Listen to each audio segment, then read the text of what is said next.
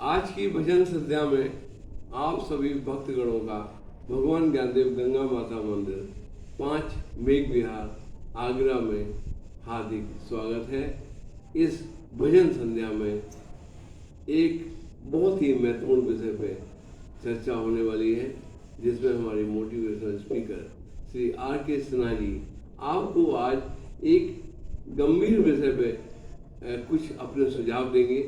उम्मीद है आपके जीवन में वो काम आएंगे। और वो विषय है 99 के चक्कर में हम अपना जीवन बर्बाद कर रहे हैं। और ये 99 का चक्कर क्या है, ये आपको सिन्हा साहब अपने मुखारबिंद से समझाएंगे। बस संक्षेप में मैं इतना ही कह सकता हूँ कि गारंटी के साथ कह सकता हूँ कि 100 में से 100 व्यक्ति, आप भी और मैं भी 99 के फेर से बचे नहीं हैं। हमें इससे बचना है, तभी हमारा जीवन सफल होगा, अन्यथा नहीं। आगे की बात सुना साहब। थैंक यू वर्मा साहब। और हमारे अग्रज श्री राम साहब, मित्र श्री अग्रवाल साहब, वर्मा साहब और वर्मा साहब का बच्चा जो बड़ा एक्टिव रोल ले रहा है इस कार्यक्रम में। और मैं स्पष्टता बोल दूं कि आज का मेरा कैमरामैन यही बच्चा है मेरा, और एक्टिवली सुन रहा है। नौजवानों को सुनने की बात है, क्योंकि जिंदगी जो है ये अगर आज से अपने संभाल लें तो आने वाले दिन में सफलता का कोई ऐसा लैंडमार्क नहीं है जो ये अचीव नहीं कर सकते। दुर्भाग्यपूर्ण हम लोग तो ऐसा कोई मेंटर नहीं मिला, ऐसा कोई गार्जियन नहीं मिला जो सही समय पर हम लोग को ये ज्ञान देता। और इसको एक्सेप्ट करने में मुझे कतई अफसोस नहीं हो रहा है, क्योंकि हम लोग जिस समय के जन्म हैं, जो जन्मे हैं, उस समय लोग संपत्ति इकट्ठा करना ही अपना मूल उद्देश्य समझते थे। उसका कारण ये था कि देश जो है हाल ही में स्वतंत्र हुआ था और परतंत्रता की बेड़ी से हम निकले थे। बहुत बड़ा उथल पूरे समाज में हो गया था। पूरब की साइड में बंगाल अलग हुआ, वहां से विस्थापित लोग आ रहे थे। सारी संपत्ति वहीं पर छूट गई थी। नंगे भूखे प्यासे एक अच्छे परिवार के, संभ्रांत परिवार के लोग भी भागे चले आ रहे थे, अपना स्थान ढूंढ रहे थे कि कहाँ मैं आकर के स्थिर हूँ, सेटल हूँ। और वैसी तरह से पश्चिम साइड में हमारा पंजाब बिखर गया था, वहाँ भी वही स्थिति थी। बॉर्डर एरिया में राजस्थान का भी मोटा मोटी वही स्थिति थी। गुजरात में ऊँची स्थिति थे, गुजर रहा था। कश्मीर का तो कहना ही नहीं है, आज़ाद होते ही कश्मीर पर पाकिस्तान ने अटैक कर दिया था। ये सारी जो स्थिति है, देश का माहौल इस प्रकार कर दिया कि सभी लोग सोचने पर यह बाध्य हो गए कि अगर मनुष्य का कोई उद्देश्य हो तो सिर्फ और सिर्फ धन अर्जित करना। क्योंकि लोगों ने समझा कि अगर धन होगा तो मेरी पावर जो है, मेरी शक्ति जो है, वो समाज में बढ़ेगी और मेरा मान मर्यादा समाज में बढ़ेगा।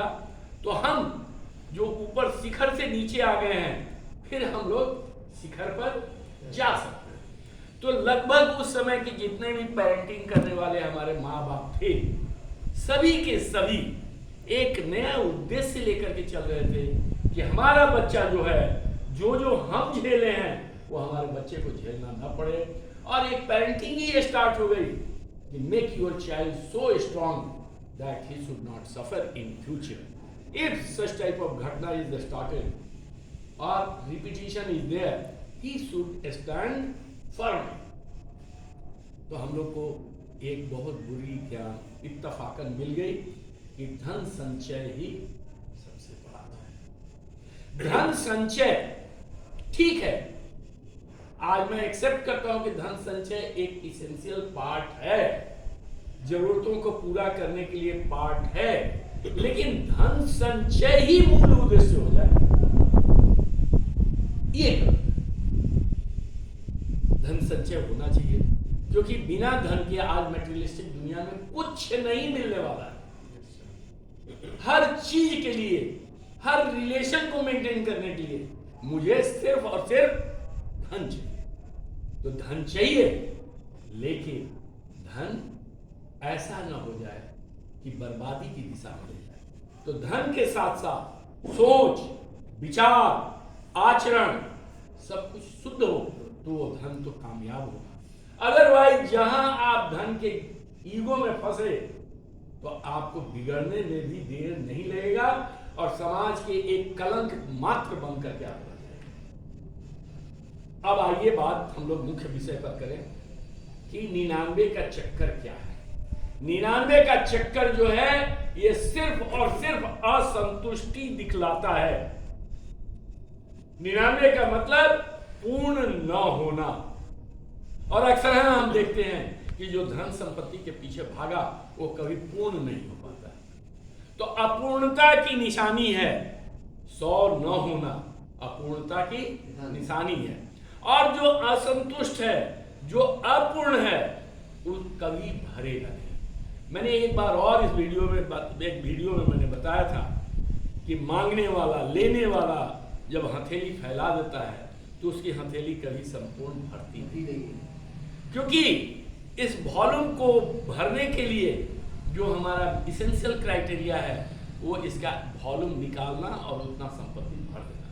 तो ये क्रॉस सेक्शनल एरिया तो हो गया, और वॉल्यूम के लिए क्रॉस सेक्शनल एरिया में हाइट का गुणा करना होगा। तो हाइट मल्टीप्लाइड बाय दिस हथेली is going to become infinite. और दुनिया में किसी की ताकत नहीं है कि इनफाइनाइट चीजों को अर्जन करे। Infinite cannot be reached, cannot reach to infinite. अब इसमें होता क्या है कि ये असंतुष्ट चाहे जितना इसमें डालते रहिए, ये असंतुष्ट का असंतुष्ट, ये कभी नहीं बढ़ेगा। तो 99 का चक्कर एक द्योतक है आपकी अपूर्णता की। अपूर्णता हमेशा उसको लगेगा कि मैं इसे पूर्ण कर दूं, और इस पूर्ण करने के चक्कर में वो हमेशा अपना सारा संसार इसी में डुबो के रख देगा, अपनी सारी खुशियां इसी में डुबो देगा, और फिर भी संतुष्ट नहीं। हम लोग साइंस के स्टूडेंट हैं। अगर we can recall our atomic structure, और मैं बेटा से पूछना चाहता हूं एटॉमिक स्ट्रक्चर पढ़े हैं आप लोग? आउटर सेल में जो इलेक्ट्रॉन की संख्या है, अगर वो कंप्लीट ना हो, जिस एलिमेंट का आउटर स्पेस जो है वो अगर इलेक्ट्रॉन की संख्या से कंप्लीट ना हो तो वो क्या होता है, वही दूसरे रिएक्शन में भाग लेता है। 2, 8, 18 आउटर सेल के इलेक्ट्रॉन रचना है। अगर उसमें एक हो जाए तो वो किसी के साथ कंबाइन कर सकता है, कोवैलेंट बना सकता है, या मिल करके उसके साथ अपना रंग रूप बना सकता है। 8 हो तो कंप्लीट है, 2 है तो कंप्लीट है, 18 है तो कंप्लीट है। तो जो प्रकृति है जिसमें आपको मेटेरियलिस्टिक वस्तु है, वो मेटेरियलिस्टिक वस्तु में भी क्लियर कट दिखा रहा है कि अगर उसका आउटर बैलेंस्ड है तो वो पूर्णता की ओर है, और वो जो है किसी से उसको कोई क्रिया करने की नहीं मतलब है, अपने आप में ही वह पूर्ण होता है और स्वच्छंद होता है, जिसको विज्ञान ने कहा है इनर्ट, मतलब किसी के साथ कोई प्रतिक्रिया नहीं। अब जो है तो ये जो स्थिति होती है, पूर्णता की स्थिति यही होती है कि उसकी चाहत फिर कोई चीज की नहीं रह जाती, फिर अपने आप में ही वो पूर्ण होकर के और मस्त हो जाता है। सेम चीज हमारा यहाँ पर भी आता है। अगर आप पूर्ण हैं, अगर आप 99 के घेरा से बाहर हैं तो आप बहुत ही पूर्ण हैं, और आपका तुलना ब्रह्म से किया जा सकता है। आप ब्रह्म स्वभाव में आ जाएंगे जहां कोई कष्ट किसी प्रकार का होगा ही नहीं, और आप केवल साक्ष्य भाव से सबको अपने को देखते रहेंगे। तो साक्ष्य भाव से देखने के लिए आपको पूर्णता जरूरी है। यहाँ 99 का चक्कर छोड़ना होगा। इसमें एक छोटी सी कहानी है। 99 का चक्कर क्या है, अगर सिंपल भाषा में हर जगह अवेलेबल है, तो 99 का भाषा क्या है, इस पर एक छोटी सी कहानी है। वो कहानी मैं बता दूं। एक बहुत बड़े नगर सेठ रोज संध्या को अपने छत पर टहला करते। उनके बगल में एक झोपड़ी में एक परिवार रहता था। लेकिन ताज्जुब लगा सेठ को कि मैं दिन भर रात भर मैं बेचैन रहता हूं, मेरे पास इतना पैसा है और इतनी रोज की इनकम हो रही है, फिर भी मैं इतना संतुष्ट नहीं हूं जितना ये झोपड़ी वाला है। इसके घर से हमेशा हंसी मजाक की आवाज सुनाई देती है, खूब मस्त है सब। जबकि यहाँ तक मुझे जानकारी है कि इसके टाइम घर में एक ही टाइम का भोजन बनता है, फिर भी ये बड़ा खुश है। कारण क्या है? अब सेठ को ये अंदर मन में उछलने लगा कि भाई ये क्या है, कौन सी विधि है जिस विधि से एक टाइम खाना खा करके इस झोपड़ी में रह करके इतना ही हंस रहा है, बोल रहा है, हस्बैंड वाइफ कितना बढ़िया से रह रहे हैं, और मैं महलों पर खड़ा होकर के भी कितने महल को फिर खड़ा करना चाहता हूँ, कितने महल में खड़ा कर सकता हूँ, ऊंची से ऊंची मीनार बना सकता हूँ, लेकिन मन को शांति मिल रही।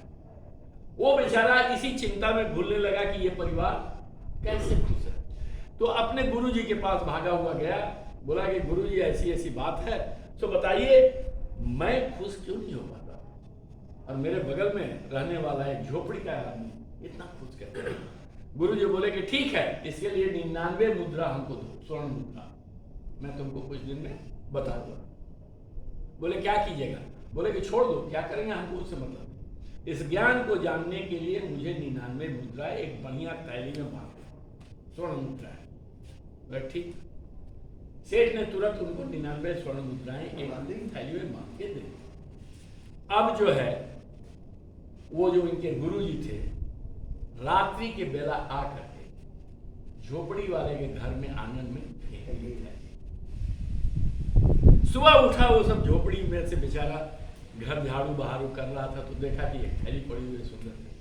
खोला, खोल करके गिन रहा है, गिन करके आश्चर्य हुआ कि नहीं 100 क्यों नहीं, 99 का है, कौन पागल ऐसा फेंक दिया, अरे फेंकना ही था तो 100 फेंका होता, 99 क्यों होगा।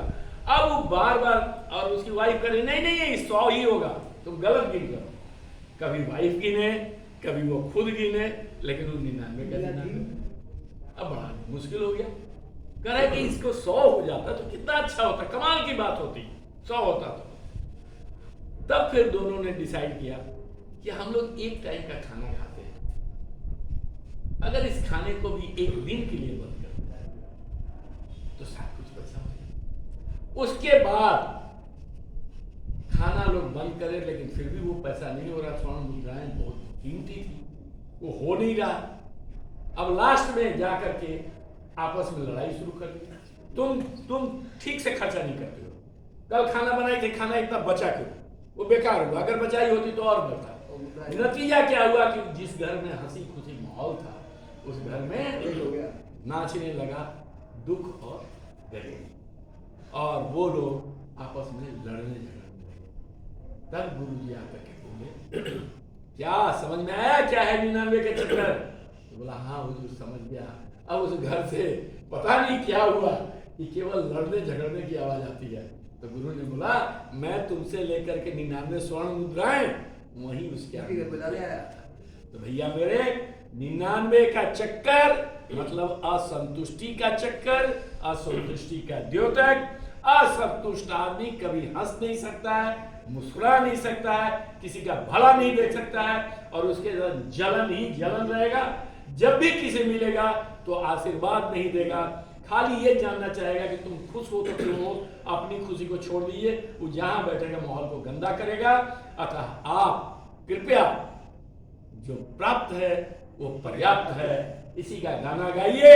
और दूसरा, tell everybody my best is yet to come, don't keep yourself in 99 का चक्कर। धन्यवाद। आप लोग मुस्कुराइए और आपके मुस्कुराहट के साथ हम भी मुस्कुराएं। आप भी मुस्कुराएं, मैं भी मुस्कुराऊं, जग मुस्कुराए, हमारे दोस्त मुस्कुराएं। जय हो प्रभु ज्ञानदेव, सबको भला, सबका भला करो, सबके चेहरे पर कुछ दो या न दो, मुस्कान अवश्य दो। धन्यवाद। आज की इतनी सुंदर भजन संध्या में हमने जो वार्तालाप सिन्हा साहब से सुना, मन गदगद हो गया।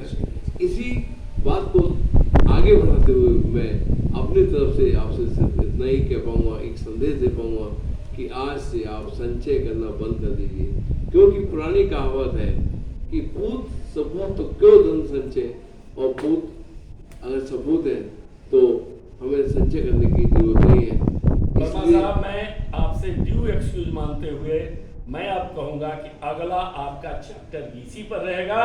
अभी से डिसाइड कर देना हूं, पूत कपूत तो क्या धन संचय, पूत सपूत तो क्या धन संचय। इसमें थोड़ा सा मिथ है और मैं इस मिथ पर कल भाषण दूंगा। चलिए, बहुत खुशी की बात है, कल हम इसी टॉपिक पर सिन्हा साहब को सुनेंगे। इन्हीं शब्दों के साथ में आपसे निवेदन करता हूँ कि हमारे YouTube चैनल को अवश्य सब्सक्राइब, लाइक और शेयर कर लीजिए, ताकि हम आपको इसी तरह की ज्ञानवर्धक वीडियोज भेजते रहें। और हमारा एक और YouTube चैनल है जिसका नाम है श्री भगवान।